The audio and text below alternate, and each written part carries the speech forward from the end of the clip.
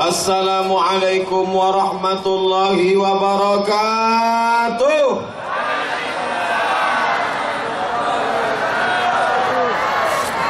Bersyukur kepada Allah dengan mengucapkan Alhamdulillahi Rabbil Alamin. Berselawat kepada Rasulullah dengan mengucapkan Allahumma salli ala Sayyidina Muhammad wa ala ali Sayyidina Muhammad.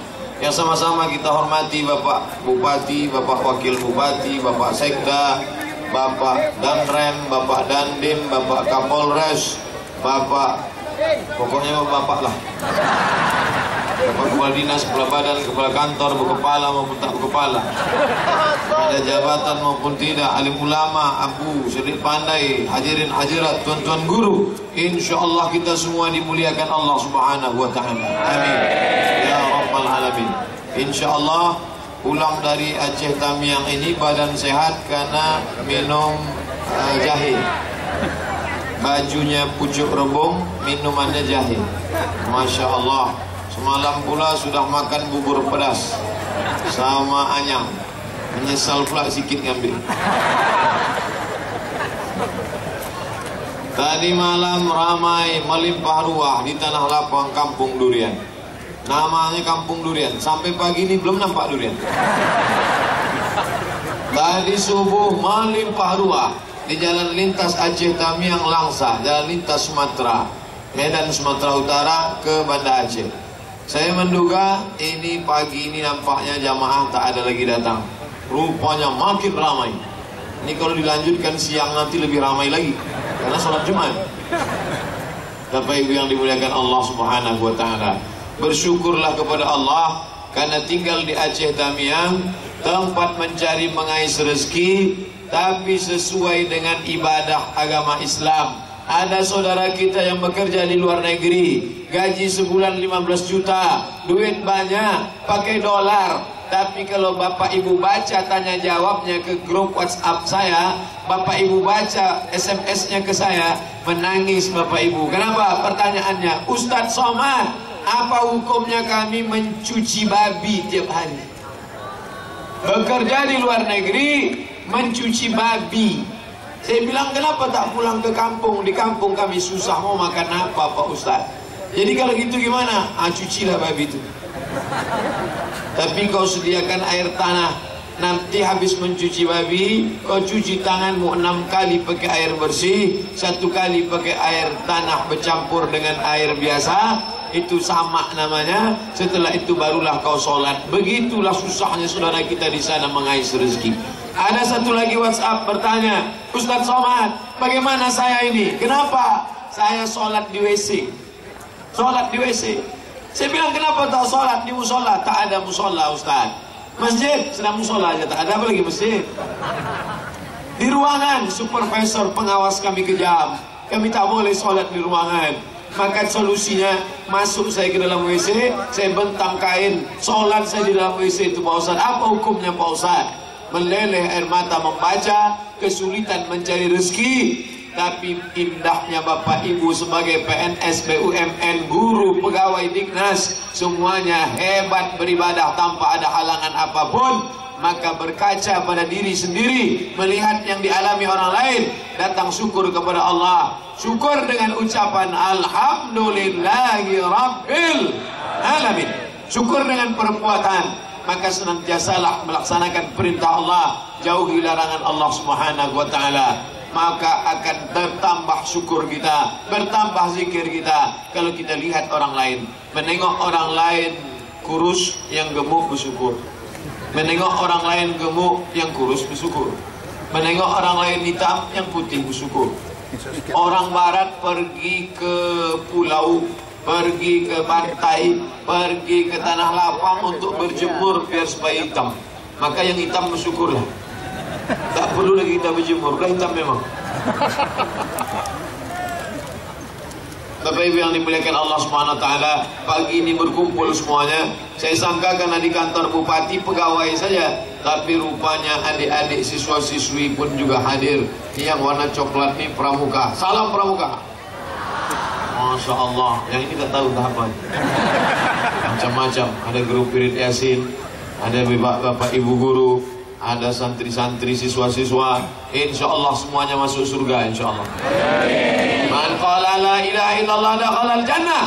Siapa yang mengucapkan la ilaha illallah masuk surga, kata Nabi. Datang sahabat bertanya, wa in zana wa in saraq, walaupun dia berzina, walaupun dia mencuri, walaupun dia berzina, walaupun dia mencuri masuk surga. Enak betul orang Islam. Mencuri, berzina, mencuri, berzina, mencuri, berzina masuk surga. Ya. Bahwa orang yang la ilaha illallah masuk surga, ya. Yang jadi masalah masuknya kapan? Nah, itu yang perlu dipahami. Karena banyak juga orang Islam masuk surga, tapi transitnya itu yang tak tahan.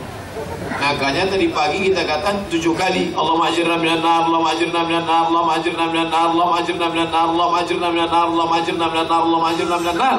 Jangan sampai kami transit, jangan transit, jangan transit, jangan transit. Kami mau penerbangan direct langsung. Betapa indahnya kalau ada penerbangan langsung dari Banda Aceh terus ke Madinah. Enak daripada kita transit-transit. Oleh sebab itu semoga kita semua masuk ke dalam surga tanpa harus transit singgah ke neraka insyaallah. Amin.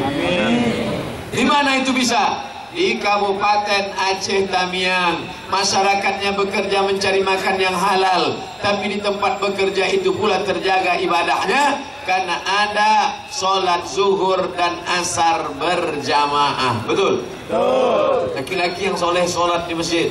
Kalau ada laki-laki tak sholat di masjid, laki-laki solehah.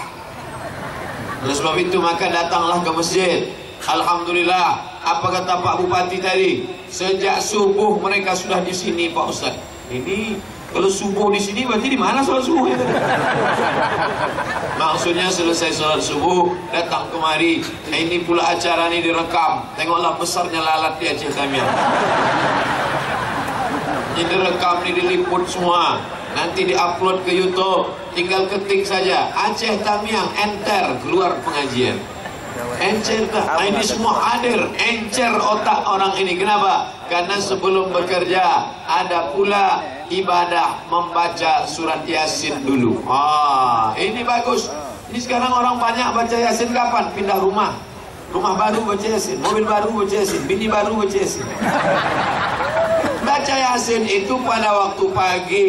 Man qara'a Yasin fi lailatin. Siapa yang baca Yasin pada suatu malam, asbaha maghfuran lah. Pada waktu subuh dia sudah diampunkan Allah. Kebalikannya, pada waktu subuh baca Yasin, pada waktu malam diampunkan Allah. Maka bagus tradisi ini membaca. Kenapa mesti Yasin yang dibaca? Kenapa tak surat Al-Baqarah? Kepanjangan 2 juz 4 lembar. Habis waktu. Maka Yasin dibaca tak sampai setengah jam, 15 menit clear, tuntas, selesai. Oleh sebab itu membaca surat Yasin baik. Kenapa tak baca surat yang lain? Surat Yasin keutamaan luar biasa. Siapa yang membaca surat Yasin, PNS yang baca surat Yasin, guru-guru yang baca surat Yasin, insyaallah ingat dia mati. Al-yauma nakhtimu ala afwahihim, mulut terkunci, wa tukallimuna aydihim, tangan akan bicara, wa tashhadu arjuluhum, kaki akan bersaksi. Kita doakan supaya adik kita yang sakit diberikan Allah kesehatan. Amin. Insyaallah. Insyaallah ceramah ini tak lama. Asal ada 2 pingsan berhenti saya. Man qara'a Yasin fi lailatin. Siapa yang baca surat Yasin, asbaha maghfuran lah. Subuhnya dia sudah diampunkan Allah. Ini hadis ini bisa dipakai apa tidak? Buka tafsir Al-Quranil Azim Ibnu Katsir. Di sana dikatakan bahwa ini status hadisnya isnaduhu jayyid, maka silakan baca. Saya senang mendapat kabar pegawai-pegawai di Aceh Tamiang, ibu-ibu, bapak guru, bahkan murid-murid di sekolah masih membaca ini. Bagus. Banyak orang bertanya ke saya, Ustaz Somad, apa hukum membaca Yasin? Saya tidak jawab, saya tanya balik, Yasin itu Quran apa Quran? Quran. Baca Quran dia berpahala. Kenapa mesti surat Yasin? Likulli syai'in qalbun. Segala sesuatu punya hati. Wa qalbul Quran Yasin. Hatinya Quran adalah Yasin. Sedangkan orang saja yang pertama ditarik hatinya. Jangan kau tarik tangannya, mengamuk dia. Hatinya duluan. Kalau sudah hatinya kau sentuh, sentuhlah dia tepat di hatinya, dia akan jadi milik muslimah. Oleh sebab itu maka hatinya Al-Quran itu adalah Yasin. Hatinya Quran, Yasin. Kalau sudah kau masukkan Yasin, makanya di antara metode menghafal Quran, hafal dulu surat Yasin. maka hatinya sudah ada dalam hatimu, maka mudah kau membaca Quran. Cerita tentang ngapal Quran di Aceh Tamiang, ini pondok tahfiz Quran paling besar di antara 4 yang dibangun orang pemerintah Turki yang ada di Aceh. Allahu Akbar. Anak-anak akan dibuka tahun 80 orang, tapi tak jamin semuanya bisa diterima.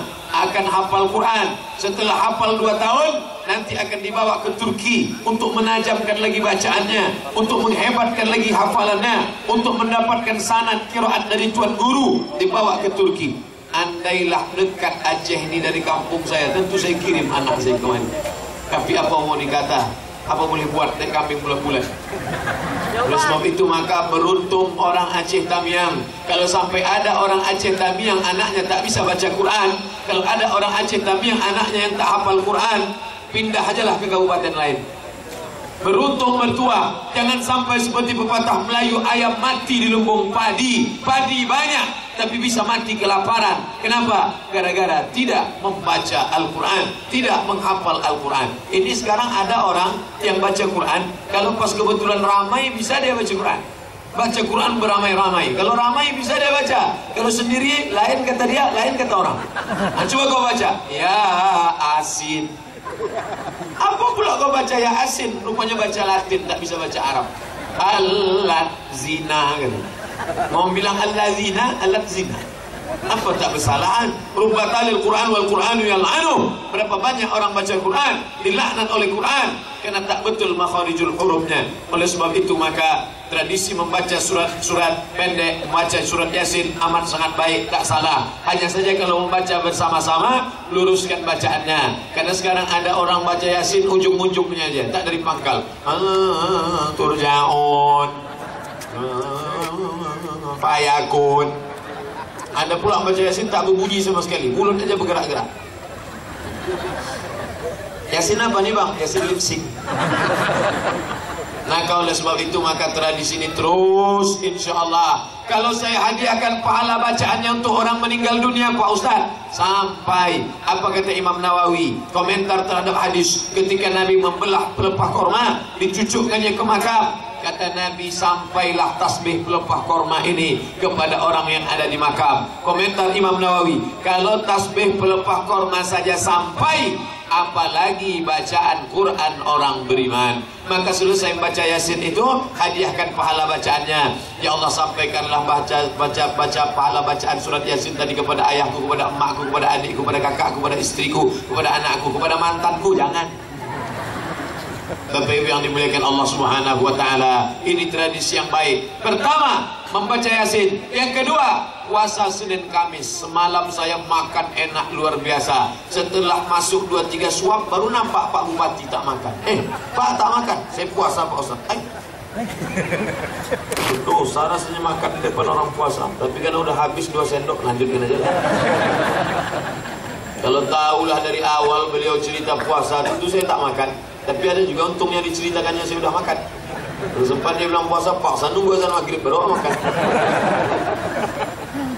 Akan datang kalau diundang ke Aceh Tamiang, tolong jangan kasih saya makan kalau hari Senin, hari Kamis. Semalam hari Kamis pula. Nanti kalau ada telepon lagi dari Aceh Tamiang, Ustaz kapan datang? Kapan aja asal jangan Senin sama Kamis. Banyak orang di Aceh Tamiang puasa. Saya pernah pergi di salah satu Pemda. Apa kata pegawainya pas saya tanya, enak kalian kerja di Pemda nih? Enak Pak Ustaz. Apa yang tak enak selama kerja di sini? Tak ada Pak Ustaz, semuanya enak. Apa yang tak enak? Ada satu yang tak enak. Apa dia? Hari Senin, hari Kamis tak ada makan.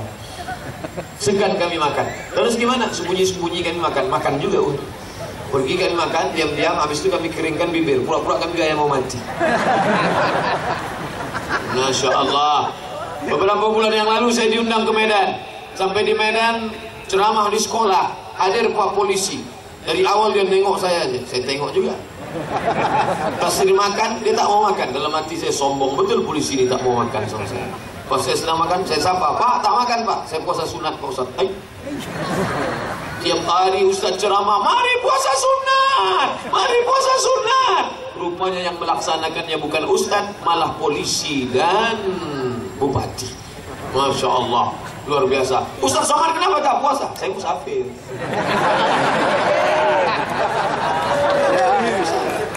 Setiap hari musafir. Tadi malam sholat maghrib isya jamak, semalam sholat asar zuhur jamak. Kenapa Ustaz jamak? Musafir. Bapak yang dimuliakan Allah Subhanahu wa taala, rupanya Pak polisi berpuasa, patutlah badannya sehat. Mana ada polisi perut buncit? Puasa banyak, puasa sunat, puasa Senin Kamis. Nah, oleh sebab itu larinya kencang, maka lari kencang, menembak. Jangan macam polisi India, nembak kaki kena kepala, mati. Oleh sebab itu puasa inilah. Datanglah orang jual susu ke kampus. Jam 7 pagi saya duduk, datang dia. Ustaz Somad, ya, ini saya jual susu Ustaz. Kalau Ustaz minum ini, insya Allah Ustaz akan gemuk. Khawatir betul dia nengok saya kurus. Lalu saya tanya, kau pernah nengok orang lari-lari di stadion? Ya, orang lari-lari pakai baju plastik. Ya, kenapa mereka lari pakai baju plastik? Biar supaya kurus Pak Ustaz. Kenapa mereka lari-lari pakai baju plastik? Biar supaya kurus Pak Ustaz. Aku belum lari aja udah kurus. Mau kurus mau gemuk, yang penting sehat. Oleh sebab itu puasa ini sehat. Karena pokok pangkal daripada penyakit adalah makan. Makanya Nabi itu tak pernah sakit. Kenapa Nabi tak pernah sakit? Karena Nabi makannya sedikit. Nabi itu makannya sedikit. Tapi saya di Aceh Tamiang ini sikit-sikit makan, sikit-sikit makan, sikit-sikit makan. Semalam makan udang, tadi pula makan apa-apa. Tadi udang, semalam udang goreng, tadi udang muslimun, dibalut pakai tepung. Ini nampaknya kalau sampai 3 hari saya di Aceh Tamiang ini gemuk balik. Oleh sebab itu makan inilah pokok pangkal dari segala penyakit. Dimakan lemak kolesterol, dimakan lemak kolesterol, diminum gula, naik gula darah. Akhirnya jantung yang berdetak kencang menjadi tak kencang, tertahan dia, akhirnya bam, mati. Datang dokter, diperiksa, qalu inna lillahi wa inna ilaihi raji'un. Habis sholat jenazah selesai, mati dimakan cacing tanah. Ada makhluk tidak berkulit, makanya dia tak bisa tidur, tidak tinggal di atas tanah. Kenapa? Tak ada kulitnya. Ada makhluk tidak bermata, makanya dia tak bisa tinggal di atas tanah, karena tak ada matanya. Nanti dia dipatok ayam. Maka Allah adil, dia tinggal di dalam tanah. Tak ada kulitnya, tak ada matanya, tak ada telinganya, tinggal di dalam tanah. Itulah dia cacing tanah. Dan cacing tanah ini makhluk yang paling miskin. Tak berkulit, tak bertelinga, tak berkaki, tak bermata. Tapi Allah adil, hidungnya tajam luar biasa. Andai kita mati di sini, busuk, maka jenazah kita akan dicium oleh cacing dari jarak radius 1 km. Yang pertama kali membusuk biji mata. Orang kalau mati, yang pertama kali busuk mata, matanya hitam. Kadang ada orang belum mati pun dah hitam. Makanya ibu-ibu perempuan takut matanya hitam, sebelum tidur malam dipotongnya timun, tempel ke mata. Tak ada timun, tomat potong. Nah, besok pagi mau menyambal belacan, tomat tak ada, itu begini.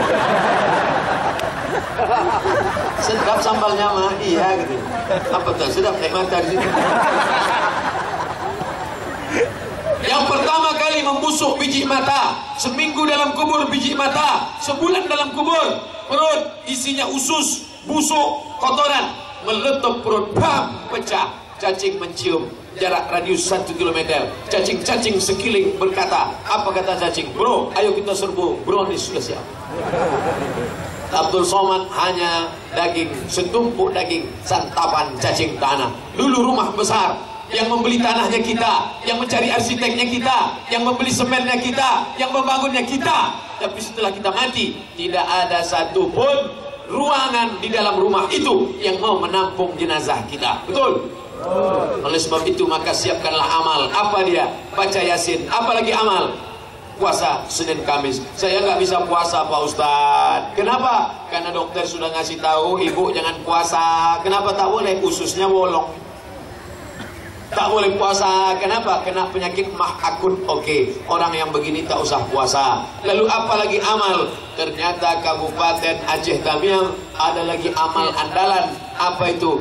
ada pula safari subuhnya. Itulah tadi subuh ramai, Masya Allah. Tapi memang perjuangan membangunkan orang sholat subuh ini payah. Oleh sebab itu yang payah bangun subuh, banyak jamaah melapor, saya ini susah betul bangun subuh Pak Ustaz. Makanya jangan tidur larut malam. Habis isya tidur, sholat isya jam 8, jam 9 tidur. Mana bisa tidur dipaksa Pak Ustaz? Bisa. Nanti malam coba, habis isya makan antimu 2 biji. Kalau tak percaya, jangan sepapan, seminggu tidurnya 2 biji aja. Habis makan, nonton TV, menguap, langsung tidur. Setelah tidur jam 9, 10, 11, 12, 1, 2, 5 jam tidur, bangunlah. Beli jam yang bisa membangunkan, namanya jam waker. 2 biji pasang, 1 kiri, 1 kanan. Kalau tak juga bangun, pergi ke pasar Aceh Tamiang, cari jam, tanya ke tukang jam, Pak, ada tukang jam ada jam yang bisa menyipak lah. Beruntung betua ibu-ibu, kalau bapaknya itu sholat tahajud tak pernah tinggal malam. Ustaz Somad, bapak anu tuh setiap jam 3, jam 4 malam pasti bangun. Nama tak boleh sebut, menjaga kode etik jurnalistik. Bangun dia Pak Ustaz, dibangunkannya bininya, diambil air, percikan. Bangun! Itu kalau nikahnya udah 20 tahun. Tapi kalau yang pengantin-pengantin baru kemarin, wake up my honey, wake up my baby. Dibentangkannya lah sajadah, bertanyalah bini ke laki, apa judul kita malam ini bang? Di bawah mihrab cinta. So sweet kata dia. Majulah si abang, usolli sunnat tahajud raka'ataini imaman. Dulu waktu lajang usolli sunnat tahajud lillahi ta'ala, tapi sekarang sejak punya makmum imaman, jadi imam. Allahu Akbar sampai salam tak berbunyi. Selesai sholat, bini bertanya, bang, abang kenapa tak berbunyi? Mohon maaf Adinda, kebetulan kau dapat imam silent. Kalau ada ibu yang lakinya masih mau membangunkan tahajud malam, bersyukurlah pada Allah. Di zaman edan macam sekarang, ada laki pulang jam 2 malam mabuk pesta narkoba, ada laki pulang 2 malam bawa PSK, maaf na'udzubillah, ada laki pulang malam tak jelas bawa lem kambing. Duit tak ada, lem kambing diisap, masuk ke hidung, menempel lubang hidung. Tapi masih ada suami, maka bersyukur pada Allah. Ya Allah, aku bersyukur pada Engkau ya Allah, Kau kirimkan aku seorang imam yang membangunkan aku sholat malam, walaupun dia tak berbunyi tak apa-apa ya Allah. Ini lama-lama nanti berbunyi juga dia ni akhirnya. Kebetulan rupanya bapak tu baru latihan imam tapi sholat zuhur. Kalau mau jadi imam jangan langsung sholat maghrib, sholat zuhur dulu. Sholat zuhur itu tak berbunyi, modalnya takbir aja. Allahu Akbar. Masalah ayat apa kita baca mana orang tahu? Lama tegaknya. Heran orang, bapak tu kalau sholat zuhur dia jadi imam lama betul. Lama-lama ada yang penasaran tanya, Pak, ya apa bapak baca lama betul? Qul Allah. Kenapa lama? Ulang 10 kali. Apa yang dimuliakan Allah? Udah agak-agak berani, barulah imam maghrib. Jangan imam subuh. Subuh memang pendek 2 rakaat, kunutnya panjang. Kunut itu kalau alang-alang payah ngapal, bolak-balik dia. Oleh sebab itu maka ini kebaikan-kebaikan. Ternyata menjadi pegawai tidak menghalangi beribadah, menjadi polisi, tentara tidak menghalangi beribadah. Bahkan sahabat-sahabat kita ada pula dari pemuda Pancasila. Pancasila, Masya Allah, saya kartunya baru dapat nih. Bapak Ibu yang dimuliakan Allah Subhanahu wa Ta'ala, maka menjadi apapun engkau, kau beribadah tidak akan menjadi penghalang. Kalau ada orang merasa, saya kalau jadi pegawai nanti tak bisa puasa Senin Kamis, saya kalau jadi pegawai nanti tak bisa puasa.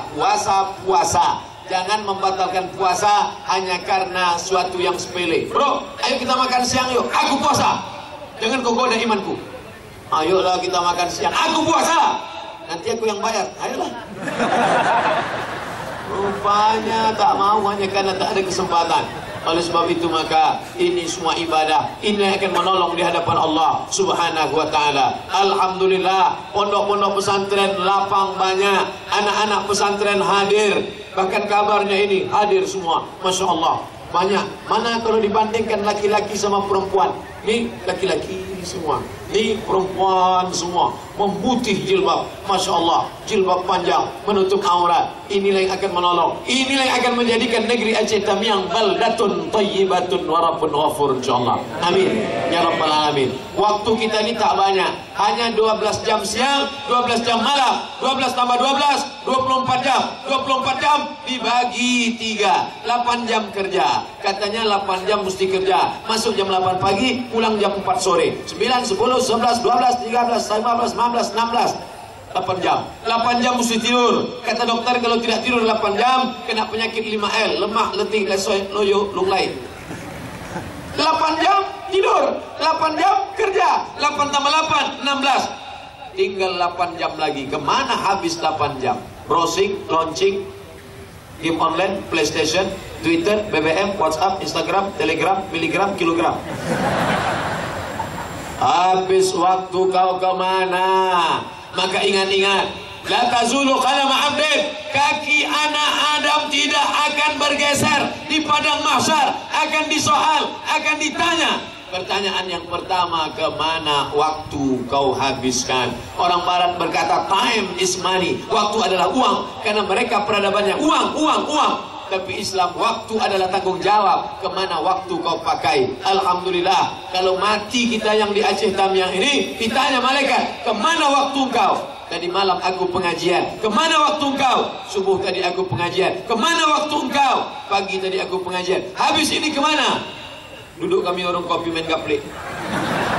Inilah yang tak bisa dipertanggungjawabkan di hadapan Allah Subhanahu wa ta'ala. Oleh sebab itu maka Allah bersumpah nih waktu sampai 6 kali. Pada waktu fajar, terbit fajar, Allah bersumpah wal fajr walayalin ashar. Ketika masuk subuh Allah bersumpah was subhi idza tanaffas. Ketika masuk waktu duha Allah bersumpah wad duha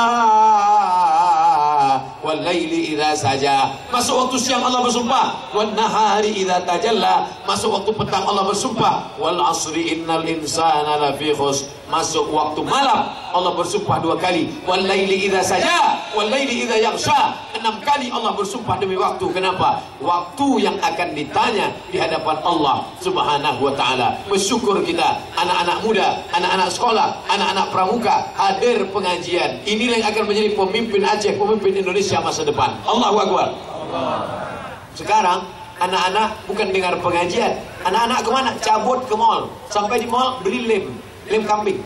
Dibuka tutupnya, dihirup naik ke atas, putus kabel-kabel dalam. Ditangkap sama Pak Kapolsek, ditempeleng, lepak, kata Pak, saya tidak takut sama Pak Kapolsek, saya takut pada Allah Subhanahu wa ta'ala. Error, putus otaknya. Lem ini sekarang yang belum ada pasalnya, bingung hakim mau memutuskan masalah lem. Belum ada undang-undang yang mengatur masalah lem. Undang-undang pasal 30 tahun 95 tentang lem kambing ada? Tak ada. Murni ketulusan penjualnya. Kalau nampak anak sekolah beli lem, jangan kasih. Mau beli apa? Lem. Mau ngelem ya? Enggak Pak, disuruh guru mau pasang ada atribut di sekolah. Oh itu maksudnya. Dulu orang beli lem untuk lem panci bocor, lem ember. Sekarang untuk merusak otak kepala, cikal bakal sabu-sabu narkoba. Mudah-mudahan diselamatkan anak cucu cicit kita daripada lem, insyaallah. Berapa banyak ibu-ibu masak sarapan pagi, nasi tak juga masak. Kenapa kompor ini tak hidup? Ditengok rupanya tabung gas sudah dijual anak beli sabu-sabu. Saya diajak bapak-bapak dari BNN, Badan Narkotika Nasional. Ustaz Somad, besok gabung sama kami ya? Oke, I'm coming. Badan Narkotika Nasional, berangkatlah kami.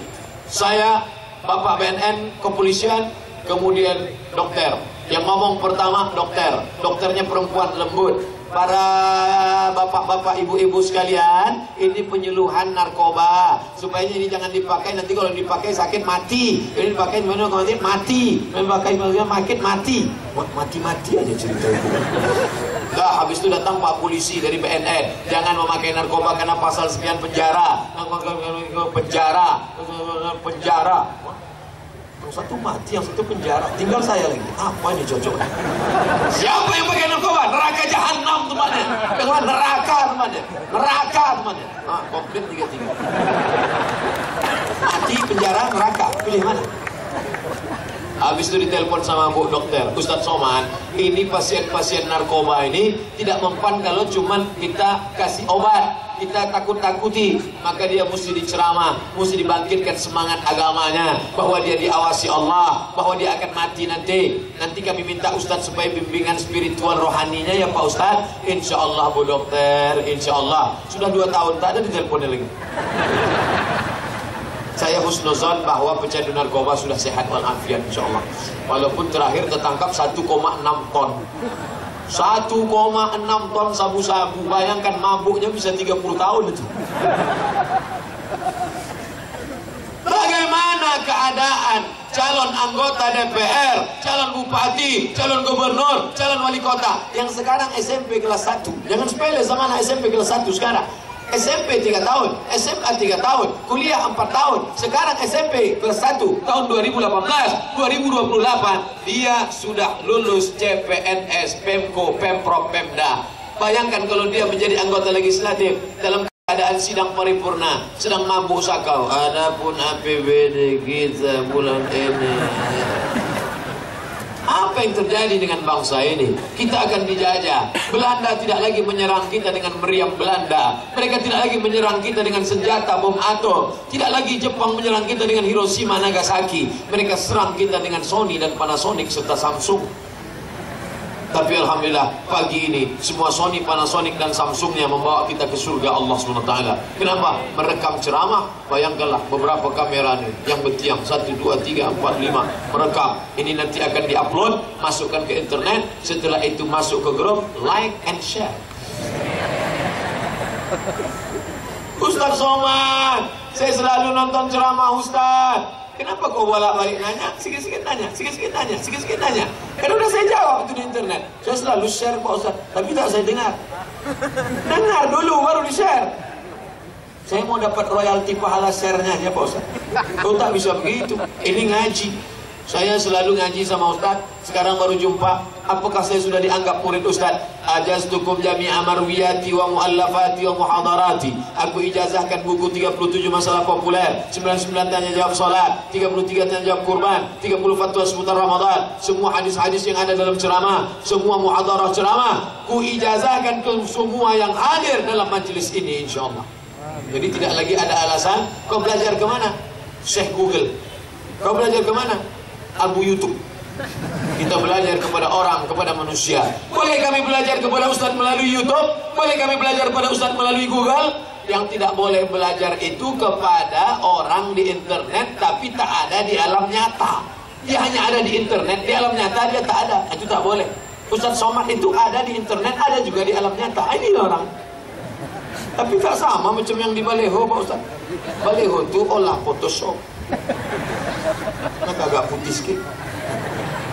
Oleh sebab itu selama orangnya ada tak apa-apa. Mana contoh orangnya ada di internet tapi tak pernah jumpa kita? Itulah suara yang ada di Google. Anda melewati jalan Sudirman, belok 3 meter lagi akan jumpa lampu merah. Jangan belok ke kanan, ada rumah janda. Saya dapat kiriman itu. Siapa itu? Tak ada orangnya. Itu mesin itu. Begitu juga dengan Upin Ipin. Saya sudah bolak-balik ke Malaysia, belum pernah jumpa Upin itu. Jajit tak ada, Meme tak ada, Abang Saleh pun tak ada. Oleh sebab itu maka selama orangnya ada, kita boleh belajar, kita boleh istifadah. Maka ini kesempatan yang luar biasa. Menjadi polisi, amalnya jihad luar biasa. Kalaulah tak ada bapak-bapak dari kepolisian, oh, yang katanya ada serangan orang gila. Mana tuh orang gila? Menengok Pak Polisi, sehat mereka langsung. Tak ada. Apa yang dikhawatirkan? Kalau ada nanti orang meliput berita, lalu dia katakan, nampaknya Aceh Tamiang tidak aman karena banyak polisi, banyak tentara. Ini aman, aman. Investor silakan investasi, aman. Lalu kenapa banyak polisi? Untuk menjaga dari ibu-ibu garis keras. Serangan mau foto selfie. Insya Allah semuanya baik-baik saja insya Allah. Amin. Ya Rabbal Alamin. Yang akan pertama ditanya kali nanti di hadapan kita, di hadapan Allah Subhanahu Wa Taala, an umrihi, umur kemana kau habiskan? Dari jam 8 pagi sampai jam 4 sore kau di kantor, itu mesti kau niatkan ibadah. Sekarang banyak orang sekuler, di masjid ibadah, di kantor tidak ibadah. Di Masjidil Haram ibadah, di Aceh Tamiang tidak ibadah. Kalau begini pemahamannya, nanti di masjid dia sangat khusyuk, tapi di kantor dia tak khusyuk. Kita ngantri panjang. Saya ngantri mau ngurus surat anak, jauh tegak ngantri. Mereka tak tahu saya ustaz, karena saya tak pakai peci, tak pakai sorban, tak pakai baju koko, saya pakai baju kemeja, pakai kacamata hitam. Disangkanya mahasiswa semester 7. Ada juga yang nanya, Ustaz Somad ya? Mirip. Lama saya ngantri mengurus surat nita juga dapat. Begitu sudah dekat di meja, saya intip dari balik. Apa kerja dia? Kenapa lama betul? Rupanya menembak musuh yang tak mati-mati. Makan duit haram. Masuk dari jam 8 pagi, pulang sampai jam 4 sore. APBN, APBD, kau sudah makan duit haram. Karena ini pelayan masyarakat. Jangan sampai curang. Wa may yaghlul, siapa yang curang, ya'ti bima ghalla yaumal qiyamah, dia akan membawa kecurangannya hari kiamat. Sekecil apa? Fa may ya'mal misqala dzarratin khairan yara. Sebesar biji sawi akan dituntut di hadapan Allah. Man kasura kalamuhu kasura sabtuhu. Siapa yang paling banyak cakapnya, dia yang paling banyak dosanya. Di antara kita yang ramai di kantor, halaman kantor Bupati Aceh Tamiang ini, yang paling banyak salahnya siapa? Ustaz Somad lah. Dia paling banyak bercakap dari tadi. Oleh sebab itu maka selalu saya minta maaf kepada jamaah. Demikianlah tausiah ini saya sampaikan. Jika ada kata-kata tidak berkenan di hati, mohon saya dimaafkan kepada Bapak Ibu sekalian. Apakah Bapak Ibu maafkan saya? Belum lagi. Contoh.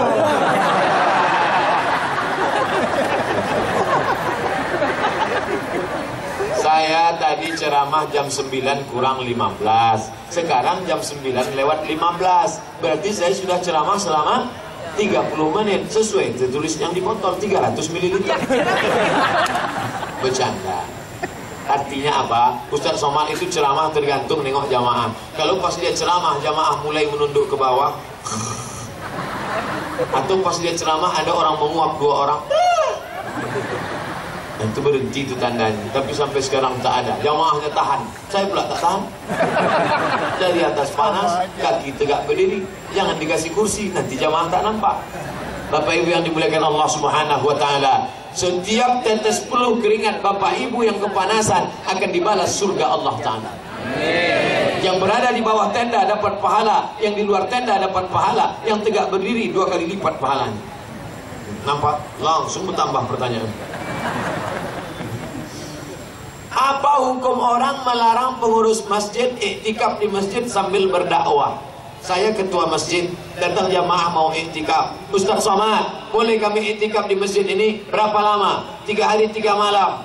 Boleh, dalam kurung syarat ketentuan berlaku. Pertama, jangan kalian tidur dalam masjid, apalagi tidurnya telungkup, nanti air liur basi tumpah di tempat sujud.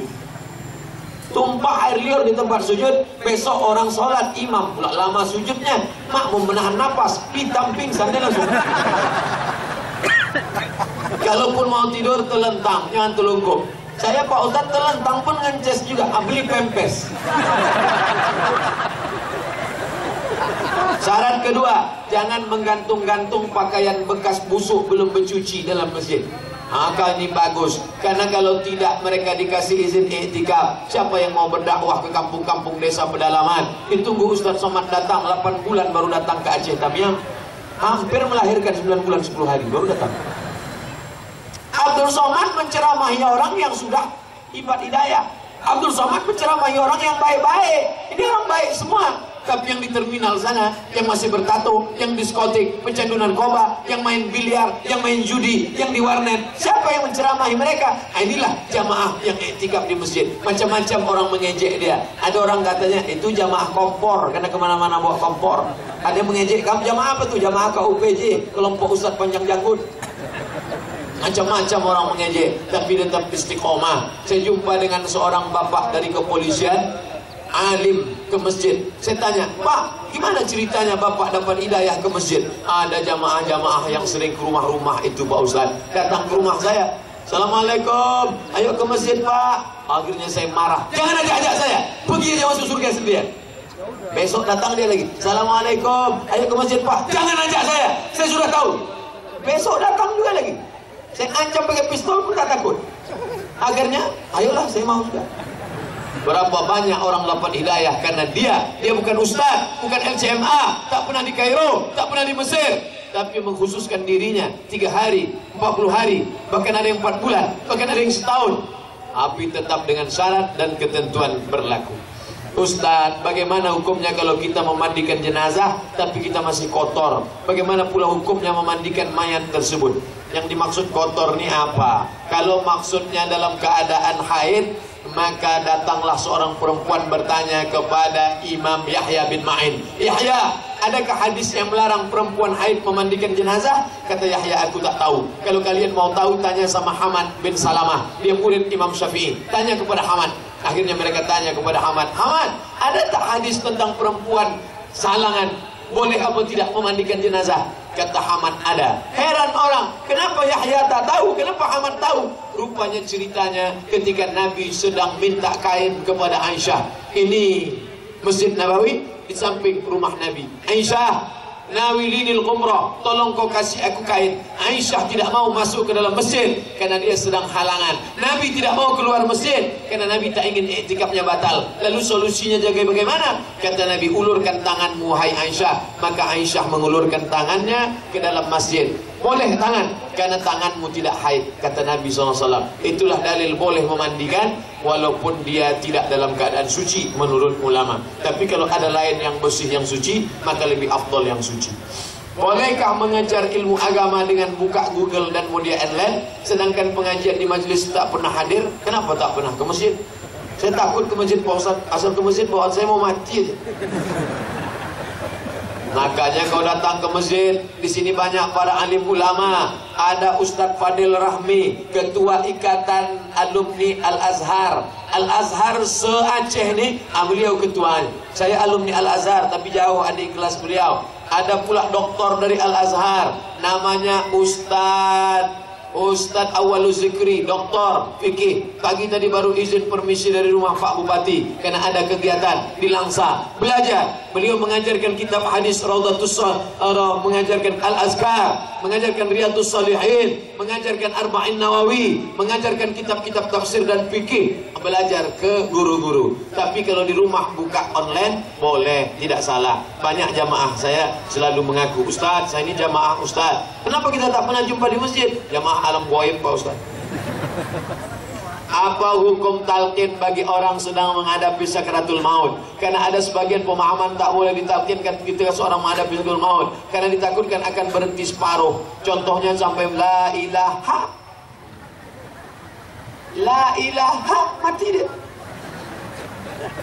Laqinu mautakum, talqinkan orang yang sakratul maut di antara kamu, la ilaha illallah. Ku pesankan kepada anak-anakku sekalian, seandainya kau tengok nanti aku mau mati sakratul maut, maka kau bisikkan ke telingaku sebelah kanan, la ilaha illallah. Kami belum menikah Pak Ustaz, kami belum punya anak Pak Ustaz. Bagi yang belum punya anak, sampaikan ke istrimu. Dulu saya waktu awal pertama nikah gitu, nanti kalau kau nampak aku mau mati, kau bisikkan ke telingaku sebelah kanan, la ilaha illallah. Sekarang bang, nanti, sekarang pula nanti, agak-agak nampak mau mati bang. Jangan baru demam panas, la ilaha illallah lagi. Sehat lagi nih. Orang minta jus pokat, dia kasih la ilaha illallah.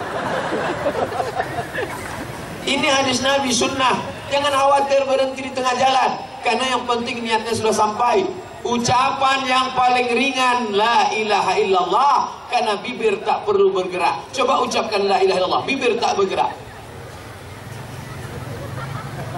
Bibir bergerak mengucapkan somat, baru bergerak. Kalau la ilaha illallah tak bergerak, cukup lidah saja di dalam. Jangan khawatir berhenti di tengah jalan, karena pasti. Tapi orang yang mengucapkan la ilaha illallah husnul khatimah kalau banyak berzikir. Makanya tadi malam di Kampung Durian, Ustaz Somad dari maghrib ke isya, Ustaz di sini kata Pak Datuk. Kenapa gitu Datuk? Kami mau berzikir, baca Yasin. Saya dengar zikir, Abdul zikri fa'lam annahu la ilaha illallah, la ilaha illallah, la ilaha illallah, la ilaha illallah. Maka orang yang kuat banyak zikir la ilallah, pergi hantu setan jembalang tanah, suster ngesot, Dracula, Nyi Blorong, maka insya Allah matinya nanti mudah husnul khatimah. Allahumma khtim lana bi husnil khatimah wa la takhtim alaina bi su'il khatimah. Mudah membisikkannya siapa yang selalu zikir la ilallah, tapi bolak-balik dibisikkan ke telinga la ilaha illallah, menggeleng. La ilaha illallah, malah bertanya berapa harga sawit sekarang. La ilaha illallah, tak juga. Untung ada kawannya satu yang baik, diambilnya HP, langsung ditunjukkan ke matanya. Ini kan?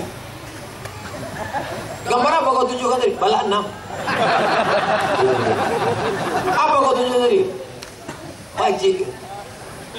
Gol langsung. Mati. Su'ul khatimah. Oleh sebab itu perbanyaklah zikir, banyak-banyak berzikir insyaAllah. Setelah niat ihram di miqat, langsung menuju Makkah melaksanakan tawaf, sa'i, tahallul. Di perjalanan pulang ke hotel timbul keraguan. Sebelum tawaf ke kamar mandi ragu kena najis kain ihram. Berhubung semakin besar keraguan, tawaf sa'i tahallul jam 2 pagi, ibadah tersebut diulang lagi. Tahallul yang dilakukan pada saat pertama, apakah wajib bayar dam? Bayar dam, karena sudah tahallul memotong rambut. Membayar damnya di mana? Lantai 3 Hotel Hilton. Ini lift naik ke atas Hotel Hilton, bayar. Kalau bisa bahasa Arab, bayar dam. Abgha dafa' dam. Kalau tak bisa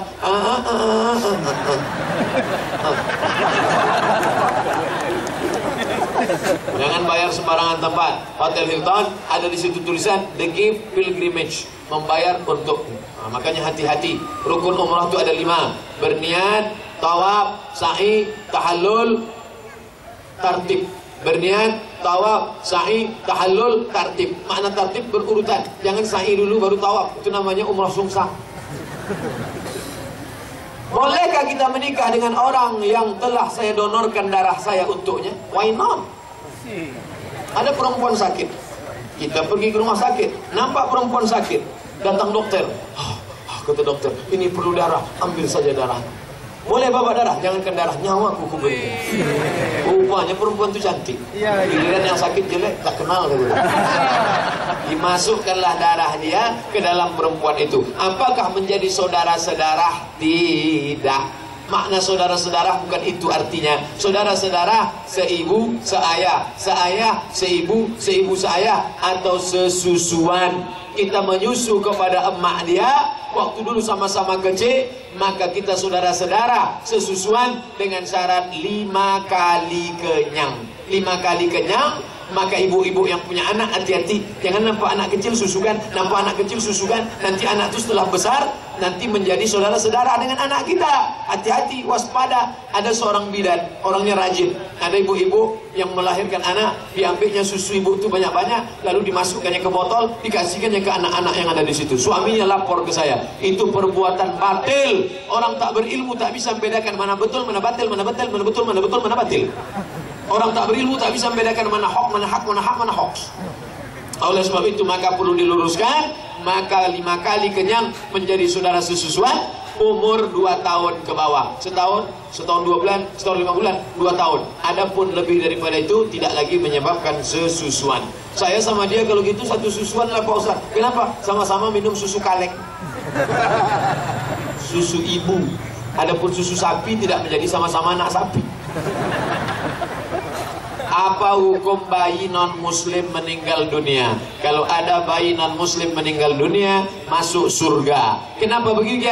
Karena bayi kecil itu sudah Islam sebelum masuk ke dalam rahim perut ibunya. Loh, dia Islamnya di mana? Dulu di alam arwah. Sebelum masuk ke dalam perut emaknya, dia sudah Islam. Dikumpulkan Allah semua roh. Belum ada kuku, belum ada bulu, belum ada darah, belum ada tulang, belum ada sumsum. Semuanya ditanya Allah Ta'ala, Alastu birabbikum, bukankah aku ni Tuhan kamu? Semuanya waktu itu menjawab, Bala syahidna, ya engkau adalah Tuhan kami. Maka kita sudah bersaksi sebelum masuk ke dalam perut ibu kita. Setelah itu kita pun proses dalam kandungan 40 hari dalam bentuk darah, 40 hari dalam bentuk air sperma, 40 hari dalam bentuk darah, 40 hari dalam bentuk daging, 40 hari, 40 hari, 40 hari, 120 hari. Kemudian datang malaikat membawa roh yang sudah ready Islam tadi masuk ke dalam perut. Kebetulan saya masuk ke dalam perut mak saya orang Melayu, saya pun jadi orang Melayu. Kebetulan bapak masuk ke dalam perut orang Batak, lahir menjadi orang Batak. Ala kita sasudina. Oh, no masudin.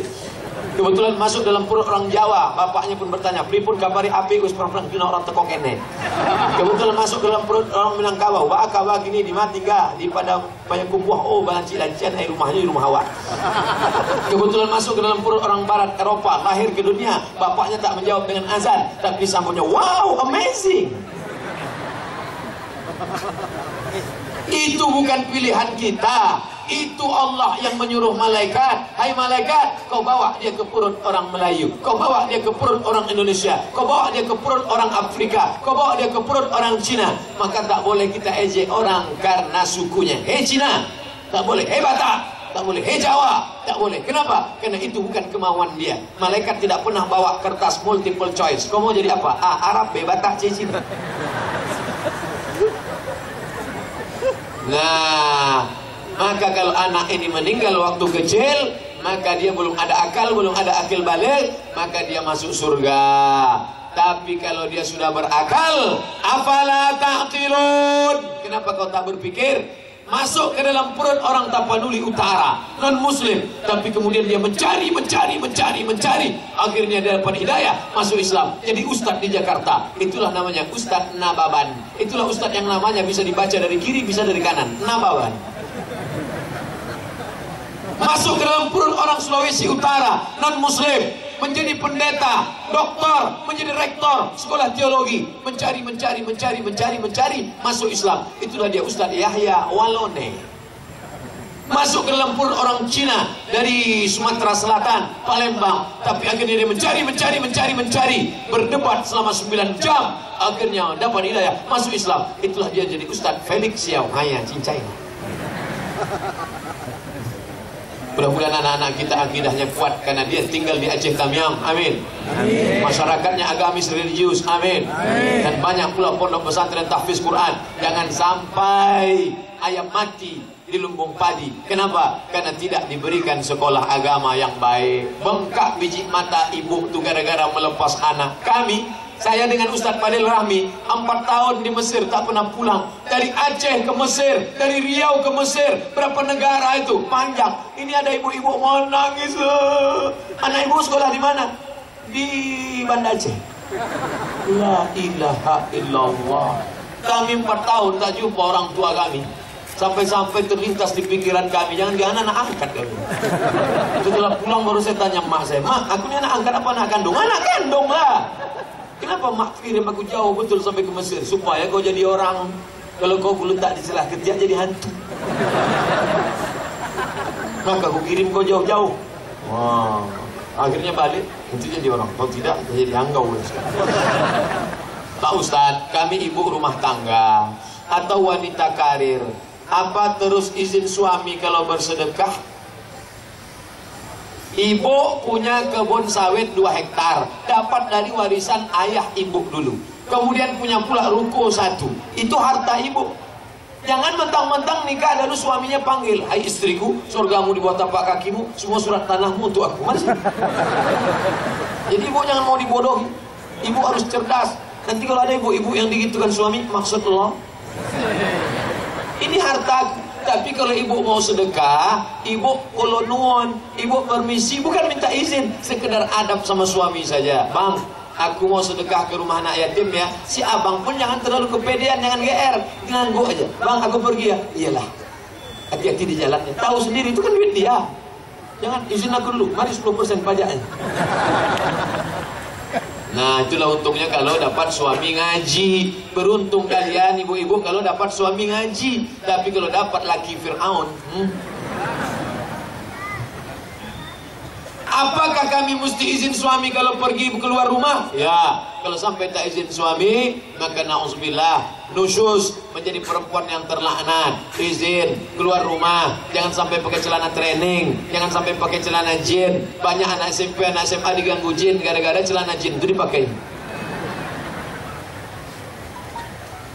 Semoga Tuan Guru Ustaz Abdul Somad selalu berada di bawah naungan pemeliharaan keridhaan Allah. Amin. Kita semua dijadikan penghuni surga bersama-sama dengan baginda Nabi Muhammad SAW. Amin. Maaf nih Ustaz, nama aneh XXX.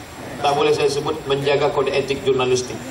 Bagaimana hukum, ketentuan serta batasan dalam problematika yang tidak termaktub dalam kutub turas tapi banyak kita jumpai di lapangan? Misal, menyentuh mushaf bagi yang berhadas haram hukumnya. Namun apabila mushafnya di dalam gadget, bagaimana? Di dalam Quran, di dalam ini ada namanya Quran digital. Quran digital itu tak bisa disentuh karena dia di dalam. Maka memegang HP ini boleh, tak salah. Tapi berhalangan baca Quran tak boleh. Bawa HP ya boleh. Bagaimana kalau Quran digital yang ada di dalam ini kita bawa ke WC? Boleh. Dibawa masuk ke WC? Boleh. Karena Qurannya di dalam. Dengan syarat jangan keluar suaranya, jangan nampak gambarnya. Ada orang bertahan mengatakan, kalau ada Quran di dalam, walaupun tak bersuara, walaupun tak bergambar, tak boleh dibawa masuk WC. Oh, kalau begitu besok kau mau masuk WC, otak kau tinggalkan di luar. Ini di dalam ini kan ada Quran, walaupun tak 30 juz, insya Allah juz 30 ada dalam. Yang penting bawa saja, tapi jangan berbunyi. Jangan pas masuk WC Bismillahirrahmanirrahim. Itu baru tak boleh. Menjawab salam fardu ain hukumnya ketika diberikan seorang muslim kepada muslim. Tapi jika salam via SMS, telepon, voice, hukum video call, apakah masih sama Pak Ustadz? Itu mesin, bukan orang. Jadi kalau kita pasang dia, mesin itu menjawab sendiri. Tak bisa dibedakannya antara yang nelpon muslim dengan non muslim. Sama macam assalamualaikum atau itu tak bisa kita setting. Tidak ada niat di dalamnya. Maka beda baca Quran antara suara rekaman dengan baca Quran orang. Kenapa azan itu tidak boleh? Azan itu tidak boleh mesin. Azan itu mesti orang, karena ada niatnya. Adapun HP menjawab tak ada niat, maka tak apa-apa. Maka kalau kita la tawada'ul yahuda wan nasara bisalam, jangan engkau memulai salam kepada yang tak seakidah denganmu. Mengucapkan selamat sore boleh, selamat datang boleh, tapi sama saya jangan ucapkan selamat datang. Selamat datang Ustaz Somad, datangnya selamat, baliknya selamat pagi Pak Ustaz, pagi selamat. Ini kadang adik-adik mahasiswa kalau mengundang saya ke hotel acara seminar, welcome Pak Ustaz, jangan kan sebut welcome. Oh, makan sambal belacan pakai welcome. Well bagus, come datang, welcome datang bagus, balik tak bagus. Melihat aurat lawan jenis maupun sejenis haram hukumnya jika tidak langsung. Umpamanya di TV nonton bola, di gadget bagaimana Pak Ustaz? Jangan melihat aurat, karena itu yang dilihat bukan aurat langsung tak langsungnya, tapi yang dilihat adalah efeknya. Efek dari yang langsung tak langsung sama, membangkitkan gharizah insting seksual, membangkitkan hawa nafsu. Maka jangan menengok aurat laki-laki, perempuan. Laki-laki auratnya dari pusat sampai lutut. Makanya saya kalau sudah nengok laki-laki lutut terbuka, udahlah lutut terbuka, hitam berkudis pula. Mohon dijelaskan Ustaz agar Allah tak berpaling dari kami karena kemaksiatan kami. Semoga Ustaz selalu diberkahi, diberi amalan-amalan Ustaz, begitu pula kami. Amin ya rabbal alamin. Wassalamualaikum waalaikumsalam warahmatullahi wabarakatuh. Semoga Ustaz senantiasa tetap dalam lindungan Allah. Amin. Satu golongan masyarakat hidup mewah, sumber penghasilannya sawit dan getah, bininya 4, uang melimpah, haji berulang disertai umrah. Mantap. Zikirnya kuat, tasbih pun pada, amalnya banyak serta ibadah, berkorban lembu kambing pun rebah, tapi terhadap yatim miskin dipandang mata sebelah. Apakah orang seperti ini dikatakan sebagai ahli surga? Fadzalikallazii yad'ul, mereka yang mendustakan agama, bukan pecandu narkoba, bukan pezina, tapi yang tak peduli kepada anak yatim. Duitnya banyak, pergi ke Makkah, tapi gaji tukang panennya, gaji tukang berondolnya, gaji tukang pupuknya, gaji tukang masaknya, perlu keringat orang dia makan. Ittaquz zulma, jauhlah perbuatan zalim. Fa inna zulma zulumatun yaumal qiyamah, karena perbuatan zalim akan menjadi kegelapan pada hari kiamat. Sekecil apapun perbuatan zalim, kau akan dituntut di hadapan Allah Subhanahu wa taala. Faman ya'mal misqala dzarratin khairan yarah. Tukang panenmu, tukang setrikamu, pembantumu, supirmu, securitymu, kalau kau tahan gajinya, maka kata Nabi, utul ajira ajrahu qabla an yajiffa araquhu, bayar upahnya sebelum kering keringatnya. Maka ibu balik dari sini sediakan tisu, asal nampak keringatnya, bayar. Maksudnya gajinya jangan ditahan, Dia menggali paret jam 7 pagi, kita pulang jam 7 malam, dia masih juga lagi menggali paret. Gajinya cuma 50.000, ditahan, dipegang. Duitmu belum bisa gajian, padahal duit itu dibawa, diputar, dibawa ke Makkah umrah, menangis di pintu Ka'bah. Labbaik Allahumma labbaik, labbaik Allahumma labbaik. Apa kata malaikat? La labbaik wala sa'daik. Kau tak dapat haji mabrur, zaduka haram, karena kau berangkat dengan uang haram. Ingat, tak bisa menolong engkau di hadapan Allah Subhanahu wa ta'ala. Kepada Ustadz Somad yang dikasihi, pencerahan dari Ustadz yang diharapkan. Ada seorang istri, amalannya banyak, sholatnya tak tinggal, zikirnya pagi petang, puasa Senin Kamis, tapi tingkah lakunya banyak menyakitkan suami. Ini yang nulis pasti laki-laki. Seperti suara menengking, abang! Suami bicara sepatah, istri 10. Suami belum habis bicara, istri sudah motong. Digolongkan jenis istri apa ini? Saya istrinya tak saya bahas, suaminya dulu saya bahas. Ini golongan laki takut bini. Dari awal dah salah setting ini. Payah memperbaikinya tengah jalan. Makanya dari awal itu harus jelas. Kalian anak-anak muda, sebelum menikah kalian harus jelas MOU-nya itu. Oh, my darling, my dear, kau kalau patuh sama aku kita nikah. Tapi kalau kau tak mau, bunga bukan setangkai, kumbang bukan seekor, patah tumbuh hilang berganti, hilang satu tumbuh 1000. Jangan kau sangka dia perempuan satu-satunya. Jangan kaulah satu-satunya. Kalau kau tak menerima aku, dunia ini akan hampa. Oh, buah hati belayan jiwa, pret. Ini contohnya, mengeluh juga akhirnya kan. Wallati law kuntu amiran ayyasjuda ala ahadin, kalau seandainya aku boleh menyuruh makhluk sujud kepada makhluk, andai boleh manusia sujud kepada manusia, pasti kuperintahkan perempuan sujud kepada suaminya. Begitulah hebatnya laki-laki. Laki-laki yang bagaimana? Laki-laki yang sholat berjamaah, laki-laki yang taat pada Allah. Makanya bergoncang tiang aras kalau sampai kalian perempuan menuntut cerai sama suami. Bang, kalau abang tidak bisa bawa Kijang Innova Luxury, besok pagi ku gugat cerai. Tapi kalau suaminya baik, sopan, santun, datang istri menggugat, bang, aku malu jalan sama kau, jadul gaya kau, ku gugatlah kau besok. Na'udzubillah. Bapak Ibu yang dimuliakan Allah Subhanahu wa ta'ala. Oleh sebab itu maka mesti diperbaiki hubungannya. Ingat, kalian perempuan adalah tulang rusuk yang bengkok. Khuliqatil mar'atu min dhila. Perempuan itu diciptakan dari tulang rusuk. A'waju a'laha, tulang rusuk yang paling bengkok, yang bagian paling atas. Kalau kau ikut perempuan maka kau akan jadi bengkok. Kalau ada bupati ikut bini, maka bupati bengkok. Anggota DPR ikut bini, anggota dewan bengkok. Ustadz ikut bini, ustadz bengkok. Polisi ikut bini, polisi bengkok. Tentara ikut bini, tentara bengkok. Tapi kalau kau luruskan paksa, dia akan patah. Kalau kau ikut dengan bengkok, jadi gimana? Tanya-tanyalah kepada datuk-datuk, orang-orang tua, abu-abu, alim ulama, yang jam terbangnya sudah macam pilot Sukhoi 5.000 jam ke atas. Dengarkan petatah petitih mereka. Kalian yang mau menikah, sebelum menikah tanya dulu. Jangan dicukupkan tausiah nikah ustad. Kadang ustad itu pun diundang ceramah jam 8, nasihat pernikahannya jam 1. Ustad besok datang jam 8-nya. Iyalah, ustad pun datang. Datang jam 8, rupanya pantun burung ke burung sampai jam 9. Burung merbah, burung merpati, burung balam dan burung. Tak burung-burung apa, sejam habis. Habis itu habis burung buah pula. Buah semangka, buah kenari, buah kenanga, buah kedulu. Habis 1 jam. Ustaz pun dah risau dah. Kapan ini? Habis tu jam 12 baru akad. Macet-macet pula. Aku nikahkan. Disiram pakai air sumur baru lancar. Udahlah 1:30 barulah. Berikut ini mari kita dengarkan tausiah nikah yang akan disampaikan Al-Mukarram Haji Abdul Somad LCMA. Langsung baca, Allahumma barik lana fima razaqtana wa qina azabannar.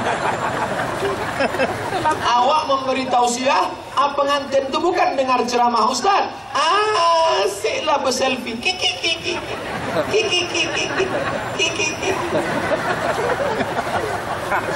Bukan begitu cara kalian mau menikah. Buatkan dulu kursus pernikahan. Buatkan perdanya Pak DPR. Buatkan perbubnya Pak Bupati. Kabupaten Aceh Tamiang, anak lajang, anak gadis sebelum menikah, agar jangan terjadi macam ini. Ini kan kasihan kita tengok suami belum cakap habis dah dipotong.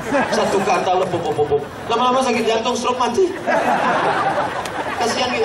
Nanti lama-lama keluar Komisi Perlindungan Laki-laki.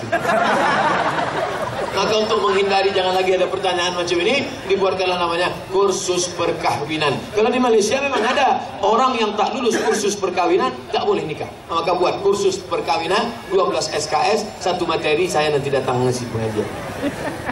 Ala hazihin niyah, untuk niat yang baik. Wa kullu niyatin salihah. Al-Fatihah.